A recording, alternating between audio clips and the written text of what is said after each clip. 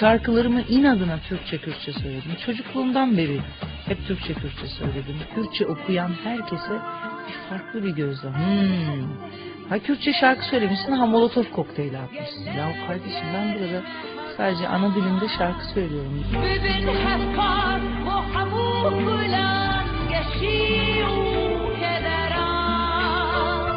Sohbet derinleştikçe derinleşiyor ve Rojin'den büyük itiraflar geliyor. Ben ailemi kendim seçmedim ki. Anamı babamı kendim seçmedim ki. Doğduğum yeri kendim seçmedim ki.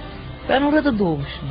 Benim hiçbir şeyden haberim yok. Bana seçme şansı verilse ben isterdim ki dünyanın en iyi ülkesinde yaşayayım, en iyi okullarına gideyim, en rahat koşullarda yaşayayım. Bunu isterdim herhalde. Yani gidip o ezayı niye çekeyim ki?